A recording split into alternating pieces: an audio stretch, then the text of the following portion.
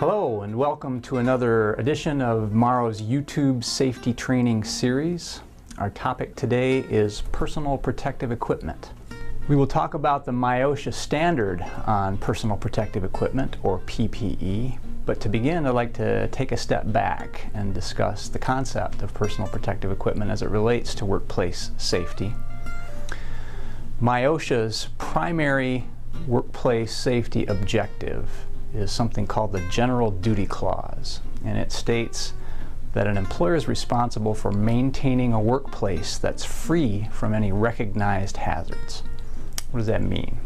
It means that if you offer someone a job in Michigan and anything about it can hurt them or make them sick, and the employer recognizes that, they have a responsibility to do something about it, to respond to that.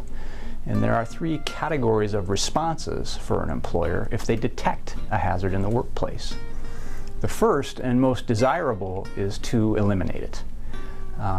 If I gave you an example of a chemical safety, if as an employer I were identifying materials to use, for example, in a cleaning process, and the first material that I selected, upon doing some research, I learned that it contained very hazardous, nearly toxic ingredients.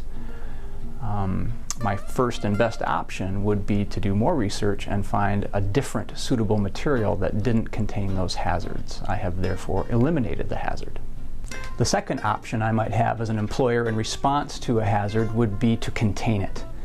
The example that I've given of chemical safety would be, let's say that the hazard that was presented by the material that I had identified was that the vapors that it emitted could harm a worker's breathing.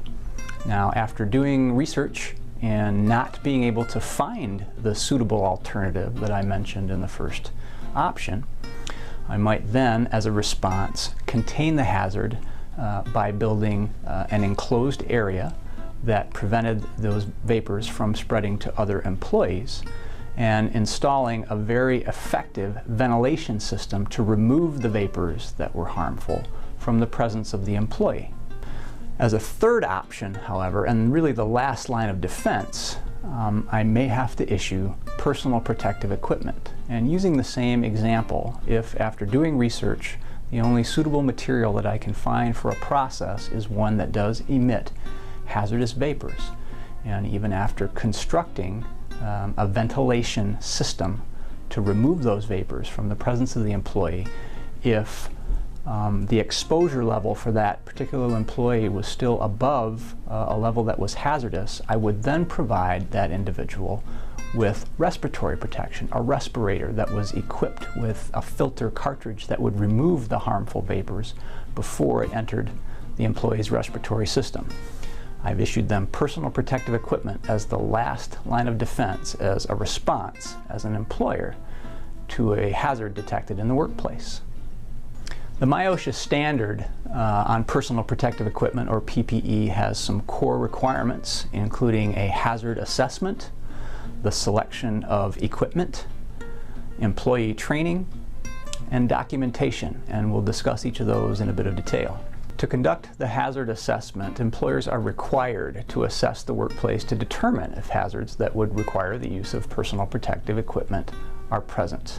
To assess the workplace to make sure that we can maintain it free from any recognized hazards. However, if hazards are found, and the first two lines of defense that I discussed earlier, either removal of the hazard or containment of the hazard, can't be effectively accomplished, then employers must select and have affected employees use properly fitted and suitable PPE.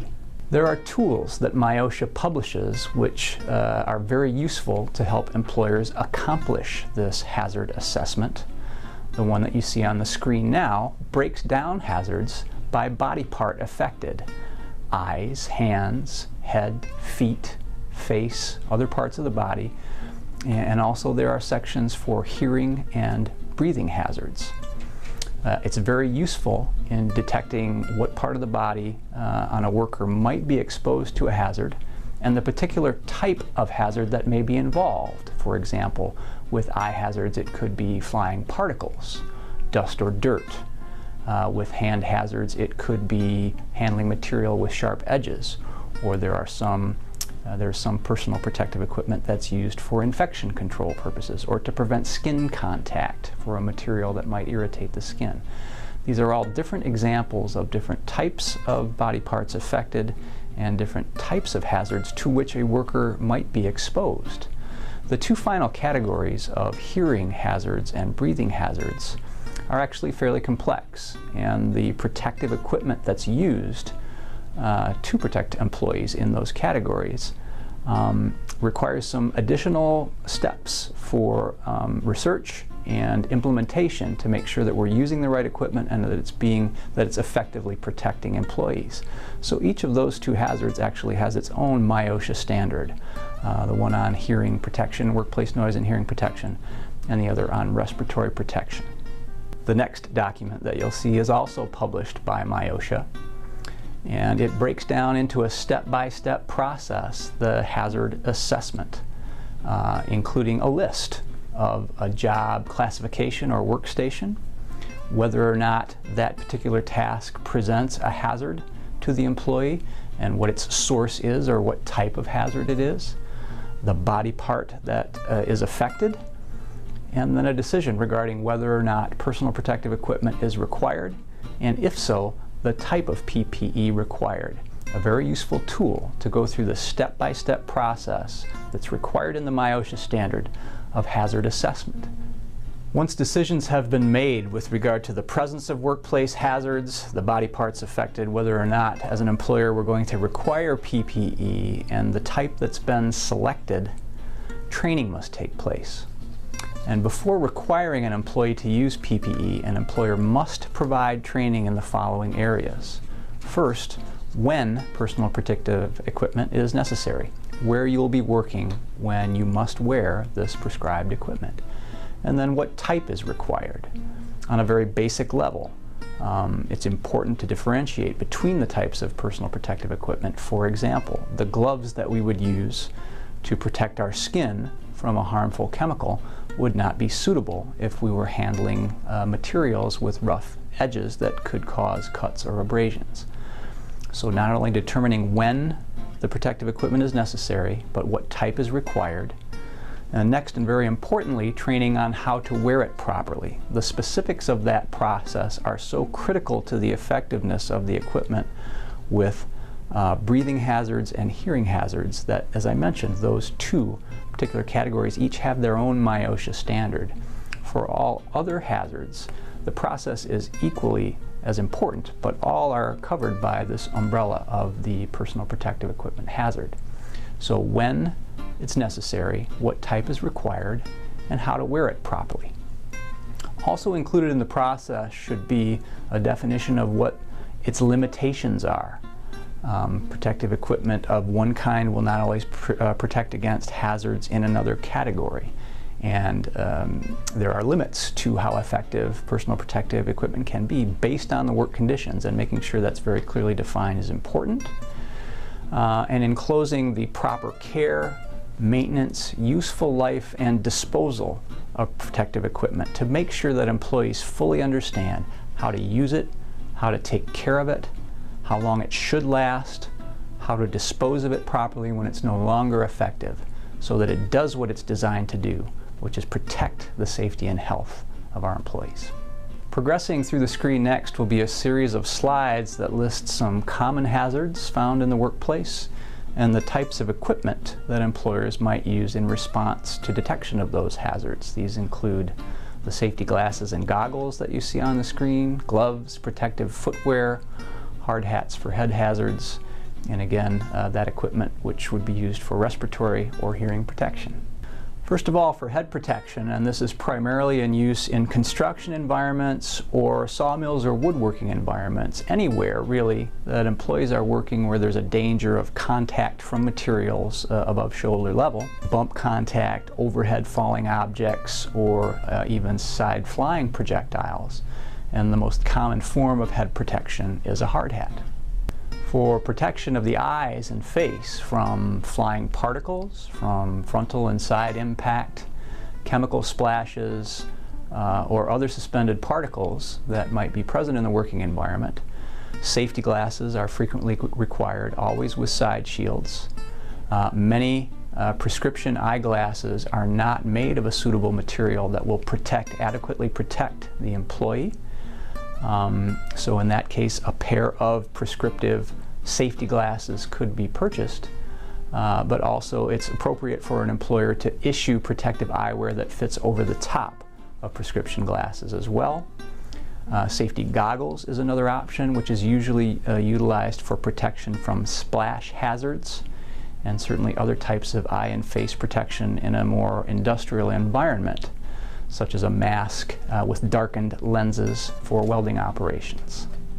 As a note for employees with prescription eyewear, while employers are responsible for assessing the workplace for hazards and issuing personal protective equipment, in most cases at no cost to the employee, there's a bit of an exception for prescription eyewear because employers are not obligated to purchase prescription safety glasses for those employees who require corrective lenses.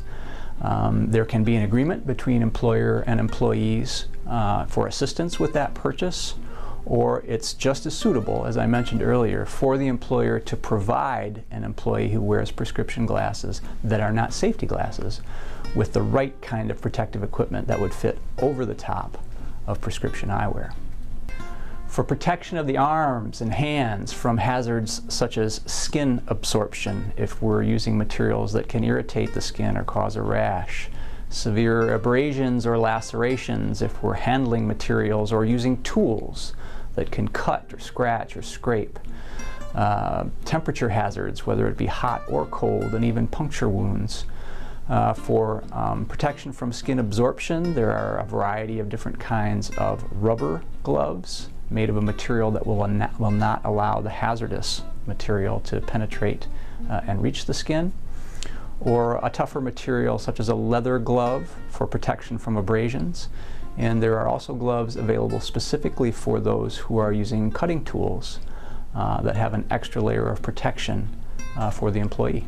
And finally, for protection of the feet and legs from falling objects or rolling objects and on wet or slippery surfaces, primarily in areas where heavy industrial equipment is being operated, where we would require the use of safety shoes with steel toes, but also the right sole for everyday work footwear is very important to avoid the hazards that can be created by wet and slippery surfaces. With a few exceptions, one of which I mentioned relevant to prescription eyewear, employers are obligated to provide this equipment at no cost. It is part of the employer's responsibility to maintain a workplace that's free from any recognized hazards. And as I mentioned, personal protective equipment is, in many cases, the employee's last line of defense. If a hazard can't be eliminated and it can't be contained, then employees would be issued personal protective equipment. There's a specific process that employers go through regarding assessment for hazards, selection of equipment, training, and documentation of all these processes in writing. And most of those responsibilities fall to the employer. But the responsibility falls to the employee to use the personal protective equipment properly and take care of it well so that it does what it's designed to do. Protect your safety and health. Thanks very much, and be careful out there.